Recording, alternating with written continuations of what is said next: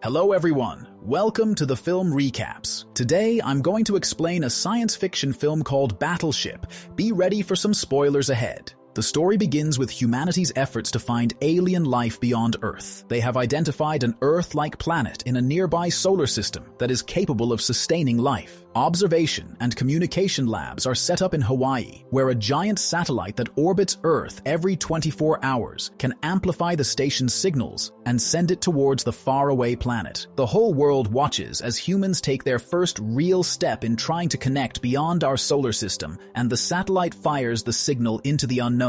Meanwhile, the U.S. Navy is conducting the RIMPAC exercise, the largest naval drill in cooperation with allied countries. Alex Hopper is a U.S. Navy weapons officer, and his girlfriend Samantha demands that he speaks to her father about their relationship. It should be an easy task, except her father Shane is the admiral of the U.S. Navy. To make things worse, Alex shows up late to his first meeting with the admiral and doesn't exactly leave the best first impression. Apparently, Alex has a bit of a reputation for being reckless and undisciplined, and the admiral isn't having it. He even threatens to kick Alex out of the Navy if he doesn't shape up. At the rehabilitation center, Samantha is assigned a new client named Mick, a retired U.S. Army colonel who lost both his legs in combat. Mick's struggling hard with depression, feeling like he's not the man he used to be. Samantha tries to lift his spirits by taking him on a hiking trip on the same island where the observatory is. She reminds him that he's still just as strong even if his life looks a little different now. Meanwhile, a gigantic asteroid is heading towards Earth and eventually splits into 5 pieces after passing through Jupiter. The Department of Extraterrestrial Contact notices the incoming objects, and they realize that the asteroids are showing what appears to be a formation suggesting intelligence. They immediately alert the observatory in Hawaii, warning the scientists that the objects are heading straight for them. One of the ships crashes into a satellite and veers off course, but the other 4 keep flying toward the Pacific Ocean. Samantha sees 4 massive objects streaking across the sky,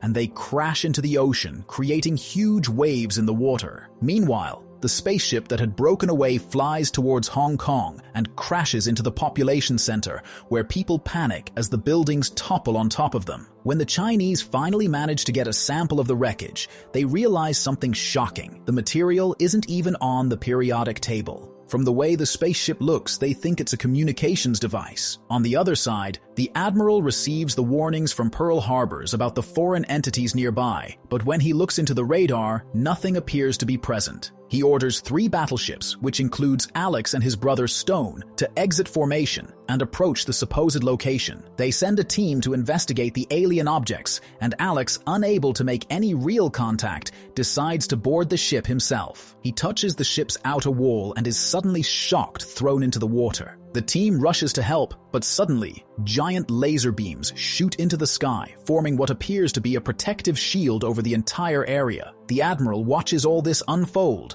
and tries to reach the teams inside, but their communication is totally jammed. Meanwhile, a fighter jet tries to fly through the force field, but it explodes as soon as it touches the shield, effectively blocking the entire Navy outside the radius. A giant spaceship begins rising out of the water as the Navy crew stares in disbelief. Stone, in command of the Samson, decides to give the ships a warning by sounding a horn, but the aliens responds by creating a massive sonic shockwave that breaks the glass and stuns everyone. He orders the destroyer John Paul Jones to fire a warning missile at the alien vessel, but the missile misses the target, provoking the aliens, who respond with their own fire. The destroyer tries to intercept the incoming missiles, but one gets through, landing on board and exploding, killing the captain. Seeing their ships getting destroyed, Alex decides to fire back at the aliens, but their weapons prove completely ineffective. Stone orders them to fire again, but after the shockwave, their missile systems can't lock on,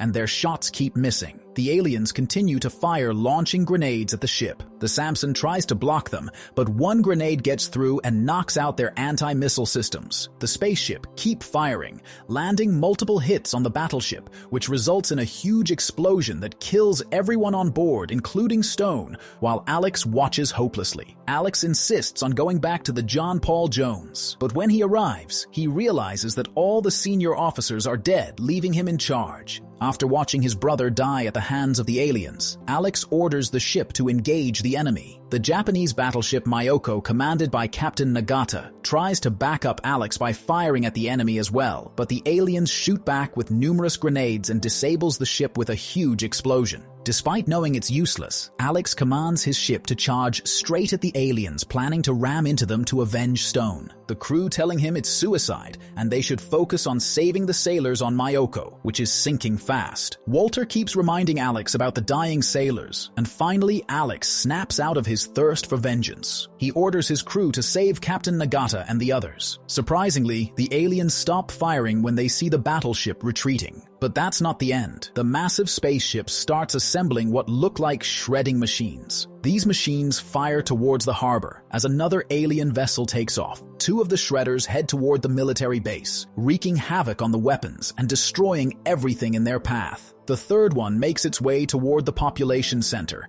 taking down the entire highway system and collapsing bridges. Alex arrives at Myoko, trying to save as many sailors as he can, but the chaos is overwhelming. Nagata furiously yells at him for rushing into things so recklessly. Meanwhile, Samantha notices the alien vessel arriving at the island and landing inside the observatory, planning to take over the place. The police notice her and warns her to leave the area as it's becoming a battlefield. Instead of retreating, Mick decides to go toward the aliens and try to figure out what's really going on despite Samantha's protests. Back on the John Paul Jones, the crew managed to capture an alien that was drowning inside the ocean. They proceed to take off the creature's helmet and is surprised to see a humanoid that closely resembles people on Earth. Suddenly, the alien springs to life, grabbing Alex and creating a telepathic link that shows the previous history of these creatures attacking other planets. An explosion occurs on the outer walls of the ship that knocks everyone onto the floor, and numerous other aliens arrive to rescue their comrade, while the crew in shock. The crew quickly realizes that another alien stayed behind to sabotage their weapon systems. Alex rushes down into the ship with his teammates to deal with the threat. Walter notices the alien breaking the door and entering the room.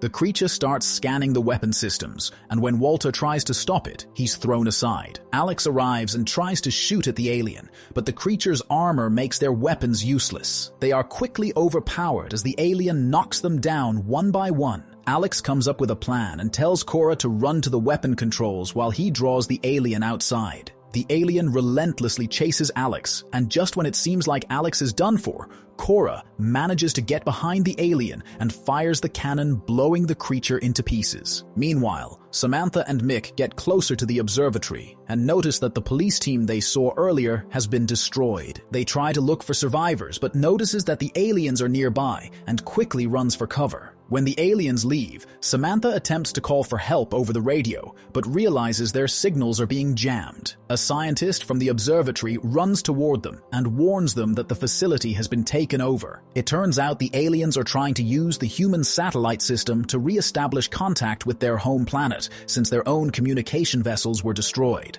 If they succeed, it could trigger an extinction-level event for humanity. Meanwhile, one of the crew members of the ship discovers that the aliens' helmets are purposely designed to dampen the sunlight. He explains that the aliens are likely similar to lizards and can't see well in bright light, but Alex struggles to see how this will help them win the war. The crew of the battleship is trying to find a way to eliminate the aliens, while their radars are malfunctioning, leaving them effectively blind unless they can see the enemy directly. Captain Nagata suggests using the weather buoys scattered around the ocean as detectors. These buoys can measure unusually high water displacements, which would indicate the presence of an alien ship. Alex is impressed by Nagata's methods and tells him to take command of the ship since he clearly knows what he's doing. Meanwhile, the scientist explains to Samantha that the aliens are waiting for the satellite to align with the island so they can send a signal back to their planet. Samantha suggests contacting Alex, as he could use the battleship to destroy the entire facility. The scientist believes it's possible despite the signal jam because he has a device at the observatory that can briefly bypass the EMP.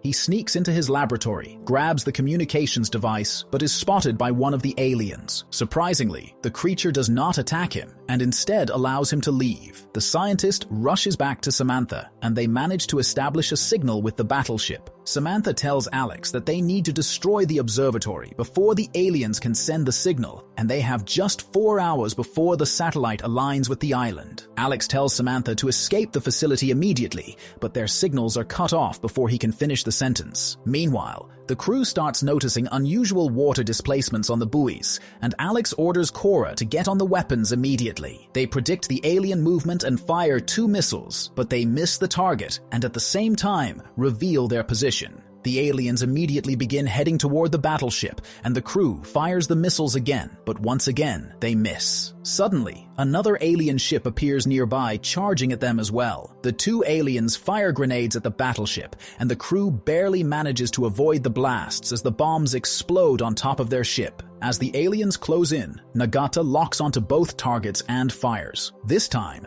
the missiles hit and cause huge explosions, knocking both alien ships into the water. At the same time, a third alien ship shows up on their radar, and this one moves erratically, making it impossible to lock onto. Alex comes up with a daring plan and brings the battleship towards the islands, but also putting everyone in danger as the rocks threaten to sink their ship. Meanwhile, people in various cities frightened by the news of the aliens start rioting. Nagata and Alex set up their sniper rifles waiting for the enemy to appear against the rising sun. The spaceship emerges, facing the battleship, and begins preparing to fire. The 2 of them take aim at the alien ship's windshield and shoots, shattering the glass and letting the sunlight flood in, temporarily blinding the aliens. The battleship fires everything they have at the spaceship, causing a giant explosion that destroys the ship completely as it sinks into the water. The crew celebrates in their victory, but Alex soon realizes something approaching as he sees the giant shredders heading their way. He yells for everyone to run, but it's too late. The shredders tear through the battleship, ripping it apart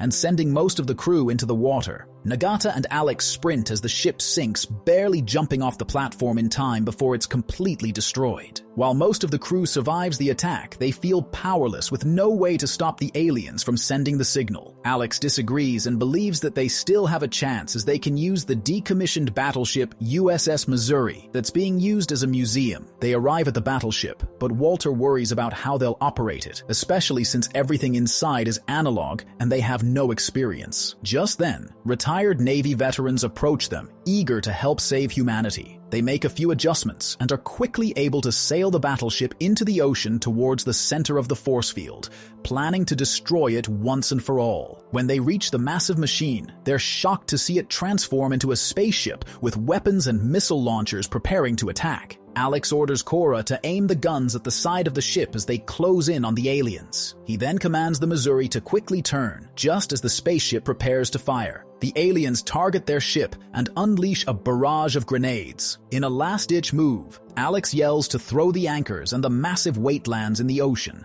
stopping the ship and drifting it toward the aliens, dodging the grenades that are fired. The battleship now faces the enemy head-on and fires everything they've got, landing several hits on the aliens and destroying the giant machines that were creating the lasers. The entire shield collapses around the area, and the Admiral commands the fighter jets to attack the aliens right away. Meanwhile, the aliens begins powering up the signals at the observatory, and the satellite moves closer to aligning with the island. The battleship fires their final round at the communications facility, as the aliens on the ocean try to stop them by sending the shredders towards the ship. The attack manages to hit and destroys the entire place before the satellite can be aligned, and kills all the aliens in the explosions. Before the shredders can make contact with the Missouri, they are destroyed quickly by the fighter jets from the Navy, which saves everyone from being killed. With the facility gone and the alien threat neutralized, the crew cheers, realizing humanity has won. A ceremony is held to honor those who gave their lives, including Stone Alex's brother. The brave soldiers who fought to defend Earth are also celebrated with special recognition for Mick, who provided vital intel to the Navy. Alex is recognized by the Admiral, who promotes him with the honor of commanding his own ship in the future. The victory is sweet, and Alex shares a long-deserved kiss with Samantha. But before they can fully celebrate, she reminds him about the conversation with her father. Alex walks towards the Admiral nervously and asks for permission to date his daughter. The Admiral, with a warm smile, says he knew about it all along and welcomes Alex into the family. Samantha gives Alex a thumbs up, proud of their success. However, somewhere far from the military base, a family discovers a strange alien object on their farm. When they investigate, they find an alien inside.